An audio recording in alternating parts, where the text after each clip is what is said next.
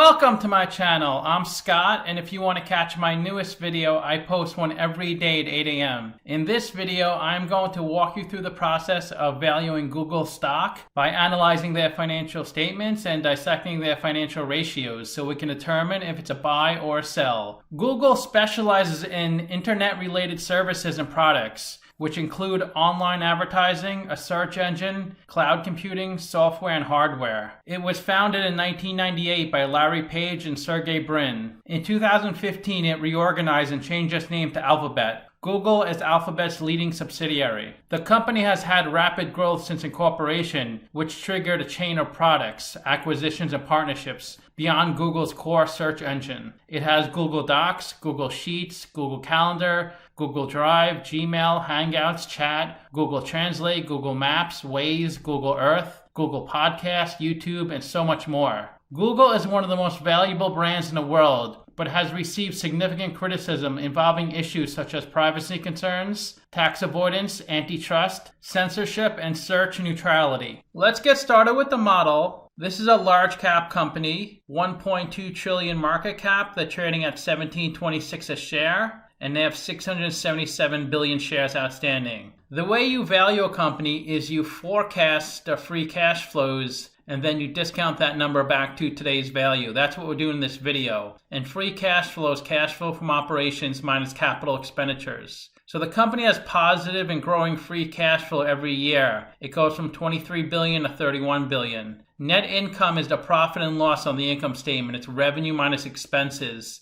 And their net income doubles from 2017 to 2018, then grows in 2019, but then slips a little in the trailing 12 months. Revenue is a sales for the company, and that grows at a pretty good pace every year, from 110 billion to 166 billion. This is the company's income statement. The top line is the revenue, and their revenue grows every single year. It's up to 166 billion. Below that is cost of revenue. The difference between those two numbers is the gross profit. That's nearly $90 billion.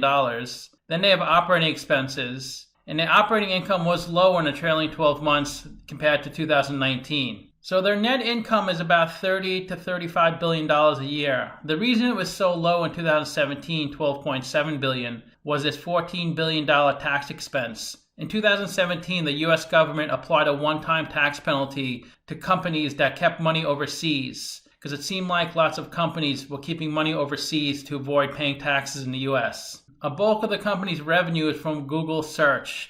Businesses pay Google so they appear higher in search engines and their websites get more clicks. And that revenue was $70 billion and grew to $98 billion. Their revenue from YouTube ads also doubled, $8 billion to $15 billion. And they get revenue from other sources, so it's growing every year. This is the company's statement of cash flows. The top line is the operating cash flow, and then there's capital expenditures. That's how much money the company spends on property, plant, and equipment. And to calculate free cash flow, it's operating cash flow minus capex. And they had their biggest free cash flow year in the trailing 12 months, $31 billion. The company does issue a lot of debt, but they pay back more debt than they're issuing. They don't issue much capital stock, but they do repurchase lots of capital stock, 4.8 billion, 9 billion, 18 billion, and 27 billion. So Google doesn't pay a dividend. This is another way to reward shareholders by buying back stock. The lifeblood of any company is their operating cash flow. You want to make sure the company you're investing in generates sufficient operating cash flow. And this company definitely does. 37 billion up to 55 billion. That's a lot of cash flow to work with. And to calculate operating cash flow, it's net income, and then you have to add back the non-cash items from the income statement. They had 12.8 billion of depreciation and 11.8 billion of stock-based compensation. So that's why they're buying back so much stock and investing so much in their business, because they have so much operating cash flow.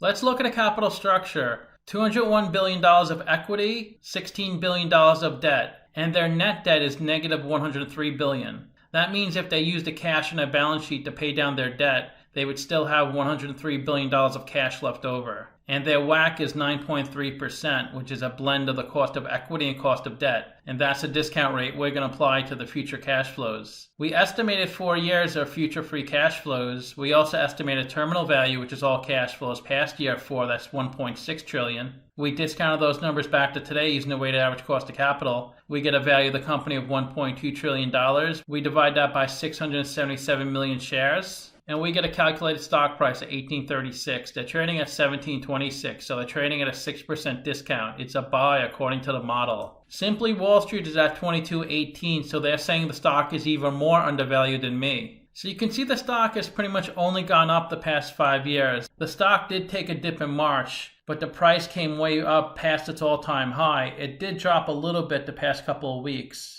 If you invested $10,000 in this company back in 2014, you'd have $31,000 today. The company has a beta of 1, so the stock moves with the market, and the stock increased 28% in the past 52 weeks, which is much higher than the S&P 500 of 15%. The 52-week low was 1,000, the high was 1847. The stock is trading above its 200-day moving average, so it is on an uptrend. It's trading slightly below its 50-day moving average. When the 50-day moving average moves above the 200-day moving average, that's a golden cross. That's a bullish signal. And since the stock price is so high, there's not as many shares traded for this stock. An average of 1.7 to 1.8 million shares are traded each day. Google has 2 tickers, GOOG and GOOGL. Half the shares are on this ticker, GOG. So that's why it says shares outstanding 330 million and the float is 610 million. The float includes both tickers. And 68% of the shares are held by institutions, and it has a really low short percentage, 0.35%. The federal government is accusing Google of being a monopoly. The lawsuit is focusing on digital advertising in its search engine.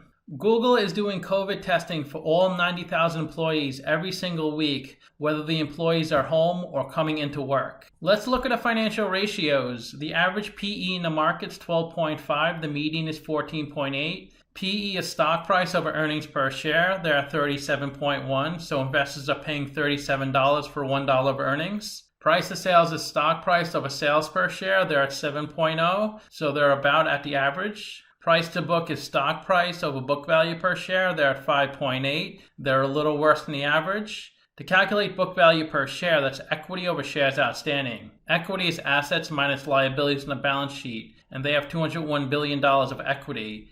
They have $178 billion of tangible equity, so they have some intangible assets on their balance sheet. Interest coverage ratio is EBIT over interest expense. They can easily cover their interest payments. ROE is net income over equity. They're better than the median and average. Current ratio is current assets over current liabilities. They can easily cover their current liabilities. And their current assets are mostly cash of $120 billion. And the company is well capitalized. They have free cash flow of $31 billion and working capital of $107 billion.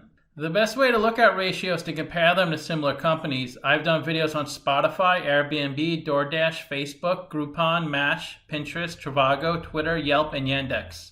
All in the same industry as Google. And if Google has a number in red, they're worse than the average. If they have a number in green, they're better than the average. So they're better in PE because the average is negative. They're better in price to sales. They're worse in price to book. Current ratio, they're high, but they're lower than the average. ROE, they're better than the average because the average is negative. They're really low in debt, only 7%, and they're the biggest company of this group, and nobody pays a dividend. So to summarize, I do have them trading at a 6% discount, but there's such a dominant force. I think this stock over time is going to always go up. Let me know what you think. Give this video a like, subscribe, or comment below. Also, if you'd like to get a custom valuation or just support the channel, you can become a member by clicking on the link in the description below. Thanks for watching.